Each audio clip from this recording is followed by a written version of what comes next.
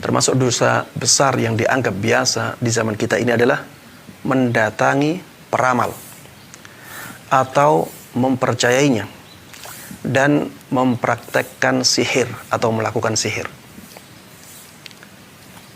Saya angkat ini karena belum lama ini ada deklarasi Persatuan Dukun ya Nusantara.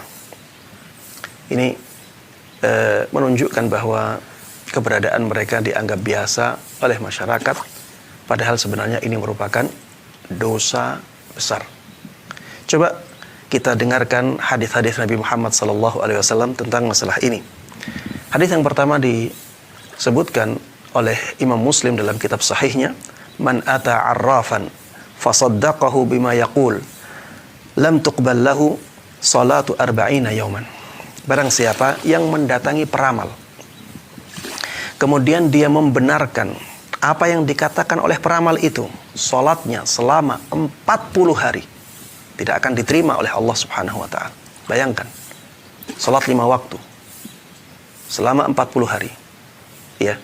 Dan ini disebutkan, tidak disebutkan salat 5 waktu, tapi kalau misalnya orang tersebut hanya salat 5 waktu saja, 40 hari semuanya tidak diterima oleh Allah Subhanahu wa taala, padahal dia wajib sholat.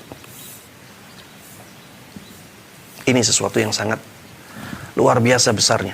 Maka jangan sampai kita mempercayai. Termasuk di antara mempercayai adalah ketika kita membaca zodiak. Dan zodiak kita lihat ya, satu yang digemari oleh masyarakat. Tidak hanya tidak dianggap mungkar, tapi malah disenangi oleh mereka. Begitu juga dengan permainan-permainan kartu yang dengannya seseorang bisa meramalkan masa depan. Permainan kartu ini juga termasuk dari arraf, ya. Begitu pula dengan permainan dengan kerikil, dengan pasir, dengan garis tangan. Ini semuanya merupakan dosa besar, ya.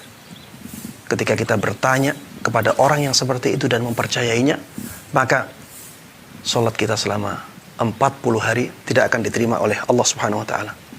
Di dalam hadis lain dikatakan, man ata kahina aw arrafa fasaddaqahu bima yaqul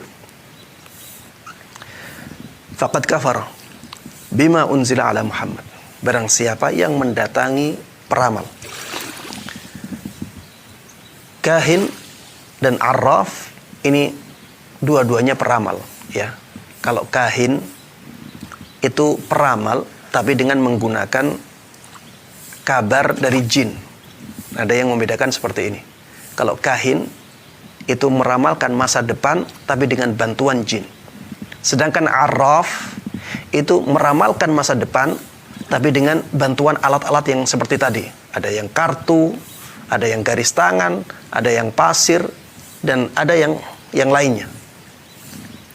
Ini arraf. Atau ada juga yang mengatakan arraf, termasuk di antara arraf adalah orang yang mengaku mengetahui yang gaib. Jadi sesuatu yang sudah terjadi atau sedang terjadi.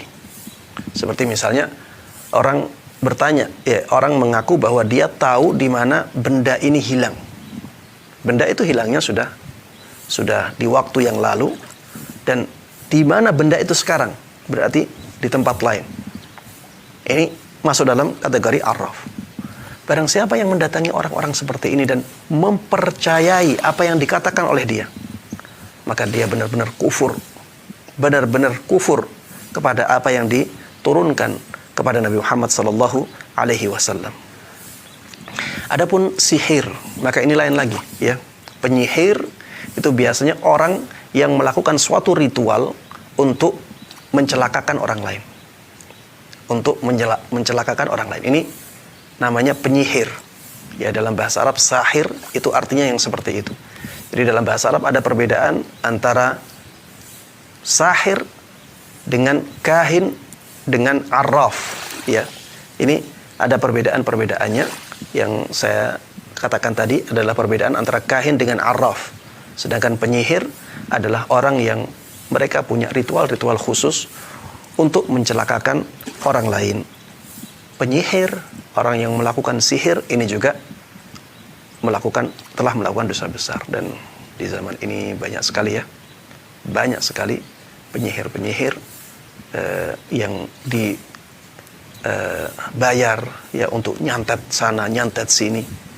Apalagi di masa-masa pemilu, ya, di masa-masa politik panas, ya, mereka banyak digunakan untuk mencelakai orang lain, ya. Dan ini juga merupakan dosa besar yang bisa mengantarkan seseorang kepada kekufuran. Bahkan Imam Az-Zahabi rahimahullahu ta'ala dalam kitab beliau Al-Kabair ketika menjelaskan tentang dosa sihir ini, beliau mengatakan li'anna as-sahir la budda wa an yakfur. Ketika beliau memberikan alasan kenapa perbuatan sihir ini masuk dalam dosa besar, beliau katakan karena penyihir itu pasti melakukan kekufuran. Karena penyihir itu pasti melakukan kekufuran. Karena memang ya, penyihir itu dia akan meminta bantuan kepada jin. Dan jin tidak akan memberikan bantuan kepada dia kecuali setelah dia beribadah dulu kepada jinnya. Beribadah tidak harus sholat, menghadap jin, tidak harus.